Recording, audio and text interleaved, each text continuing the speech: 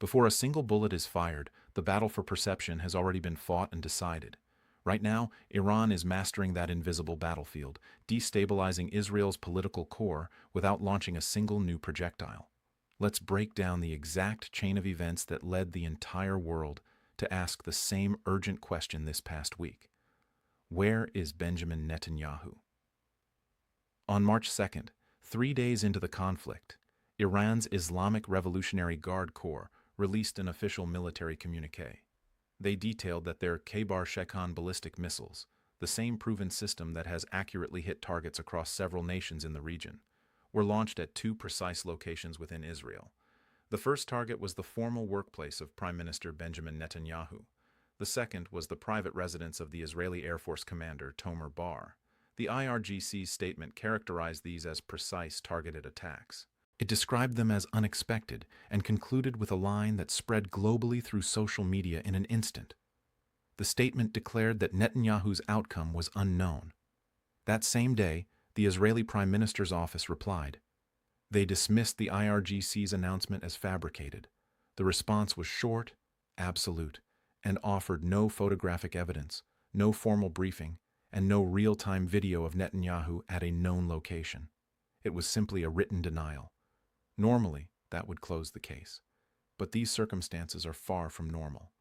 Since February 28th, Israel has enforced strict wartime media blackouts. International journalists can't freely access impacted areas. Details regarding damage to military sites or leadership residences are legally censored from publication. Local news outlets cannot report on military casualties or infrastructure harm without official approval.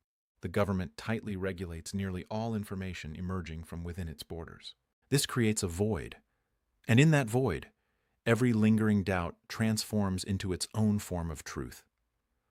For the 4 to 5 days following the IRGC's claim, Netanyahu was absent from live broadcasts. There were no press briefings, no social media updates. Local media mentioned he visited the Beit Shemesh missile shelter site on March 6th, where 9 people died inside a protective bunker. His office released a written statement on March 7th. Yet, the lack of continuous, confirmable, time-stamped public visibility during those crucial early days kept global speculation burning. Then, another event shifted the dynamic. Today, March 10th, 2 of Trump's top Middle East representatives, Steve Witkoff and Jared Kushner, had planned to travel to Israel for direct discussions with Netanyahu. These weren't ordinary diplomatic visits. Witkoff has acted as Trump's main unofficial conduit across major regional negotiations, Gaza ceasefires, hostage deals, and the pre-war indirect discussions with Iran in Oman and Geneva. Kushner was instrumental in forging the Abraham Accords. Both have previously visited Israel during wartime. Neither had canceled before. Until now. Channel 12 in Israel first reported it, and the Jerusalem Post verified it through their own channels. Both Witkoff and Kushner called off the journey. No official explanation was offered. No alternative date was set. The timing made the cancellation's impact heavier.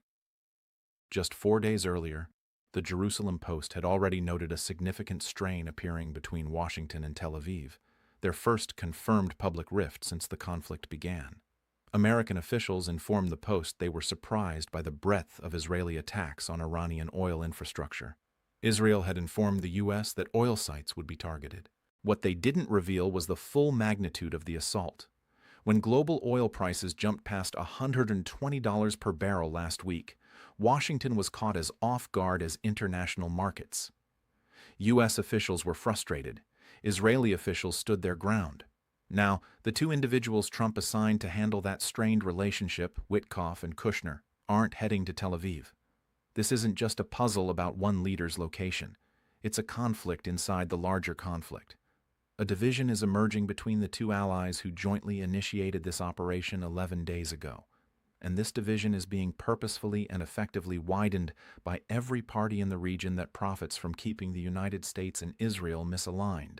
Iran understands that if the 2 partners who began this war together start pulling in opposite directions, the whole structure of Operation Epic Fury begins to collapse from within. The Khaybar-Shekhan strike on Netanyahu's office may or may not have inflicted physical harm. What it unquestionably caused is something much harder to fix: a week of international doubt, a cancelled high-level visit, and a quiet question now circulating among global leaders. Who is really running things there, and are they still unified? To grasp the true dynamic between Washington and Tel Aviv right now, you have to see what each side initially wanted from this war, and how those goals have quietly become impossible to reconcile. When Operation Epic Fury began on February 28th, America's declared aims were precise and narrow: permanently dismantle Iran's nuclear program, weaken its missile capabilities, and set the stage for leadership change by eliminating the supreme leader. The strategy, later outlined to the Intercept by intelligence sources, assumed that with Khamenei gone, Iranians would rise up, the government would fall, and a new, non-nuclear Iran would emerge. That plan failed entirely. Mojtaba Khamenei assumed the role of new supreme leader. Iran's security forces remained intact. There was no popular uprising to overthrow the government. The war, instead of concluding in days as American models predicted, has now stretched to 11 days, costing $891 million daily, with no military end in sight. In this context, America's goal has shifted from winning to withdrawing. Washington needs a graceful way out, a ceasefire agreement, a defined endpoint to label a victory, and a way to lower oil prices before the U.S. economy slips into the recession analysts are forecasting. That's why Witkoff was heading to Israel. That's why Trump told the Times of Israel that the war's end timing would consider Netanyahu's views, while privately making clear he would decide when it suited his political needs, regardless of Israel's position. Israel's goals are entirely different. Netanyahu's government entered this war with a target list far beyond nuclear sites. Israel aims to wipe out Iran's missile production capability and dismantle the IRGC's command structure. They've been hitting Iranian oil infrastructure on a scale America never authorized. That's the specific conflict the Jerusalem Post highlighted. Israel told the U.S. oil targets would be struck. They didn't mention the strikes would send global oil above $120 per barrel, triggering economic fallout that's now politically toxic in the United States. Washington's frustration is genuine. The cancellation by Witkoff and Kushner reflects it. And here, Iran's strategy becomes clear. Iran hasn't fought this war randomly. It's been studying the relationship between its two adversaries and systematically applying pressure at its weakest points. When Iran hit Israeli civilian sites, the hotel in Palmachim, airport approaches, the Beit Shemesh bomb shelter, it pressured America's ability to defend the war's moral justification internationally. When Iran repeatedly and accurately struck American bases in Kuwait, Bahrain, and Qatar, using Russian intelligence, it pressured America's domestic tolerance for military casualties. When the IRGC made its statement about Netanyahu's office and called his fate uncertain, it pressured the global narrative that Israel remains fully in control. Each pressure point has yielded measurable results. Internationally, Human Rights Watch opened a war crimes investigation. The school strike that killed over 170 children has made it legally and diplomatically impossible for most nations to publicly support this war. Gulf states, Qatar, UAE, Saudi Arabia, Kuwait, have all refused to join the offensive. The UAE explicitly stated its territory won't be used for attacks on Iran. UK Prime Minister Starmer denied Trump's request to use British bases for strikes. France sent its carrier toward the Mediterranean but kept participation minimal. Russia, meanwhile, is seeing exactly what its strategists predicted when the war began. Every day this continues benefits Moscow. Europe isn't receiving Russian gas. Europe isn't receiving Gulf LNG either. Qatar declared force majeure, and Russia's LNG is offline. Europe faces an energy crisis with oil prices nearing the $150 mark Qatar's energy minister warned about. Suddenly, Russia, which has supplied energy to India and China throughout sanctions, looks like the continent's only reliable supplier. Russia's foreign minister has already summoned Gulf ambassadors with a direct message: condemn strikes on Iranian civilians, push for an end to the war, and avoid being drawn into a conflict that serves only Washington and Tel Aviv. The Gulf states didn't resist. They listened. Now, these same Gulf states, hosting every major American military installation in the region. The bases sustaining Operation Epic Fury are quietly reassessing their long-term security arrangements. After 11 days of watching American power fail to close the Strait of Hormuz or stop a single wave of Iranian drone attacks, that architecture may need rebuilding around a different partner. The fracture between America and Israel isn't a side note to this war, it's the war's most dangerous front. Let's end where the consequences are most irreversible. The question of Netanyahu's location, wherever he is, whatever his condition, is one data point. It matters. But the bigger story it reveals matters most.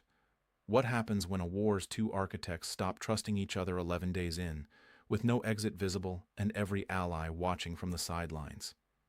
Israel has a specific fear its officials now privately communicate to American counterparts. It's not fear of Iran's missiles. Israel has lived under missile threats forever. The fear is what happens if Gulf states, at some point during this war, formally ask the United States to leave. This isn't theoretical. It's the logical endpoint of a trajectory already clearly visible. Qatar said it won't allow its territory for offensive action against Iran. The UAE made the same declaration. Both still host American forces because those forces provide defensive interceptions against Iranian missiles. But those same governments are absorbing economic damage on an unsustainable scale. Kuwait lost oil production. Qatar's LNG exports remain halted. Bahrain's refinery is offline. Every war day costs Gulf economies billions and exposes civilians to missile attacks they were promised would stop but haven't. At some point, those governments must ask, is America's presence here protecting us, or has it made us targets? If the answer tips toward the second option, if one Gulf government publicly decides the cost of hosting American forces now exceeds the benefit, the entire U.S. operational structure in the region collapses. The air power launching thousands of strikes on Iran in 11 days, the logistics chains, intelligence sharing, carrier strike groups relying on Gulf access, all depend on consent from governments being hit daily by Iranian missiles precisely because they host American forces. Israel understands this. That's why Israel's message to Washington, per multiple media reports this week, is urgent. Do something, anything, to change the trajectory. Because if the Gulf exits this arrangement, we're alone. And America's answer, reflected in Witkoff and Kushner's canceled flight, appears to be, we're trying, but we can't try from Israel right now, because we're not on the same page as you.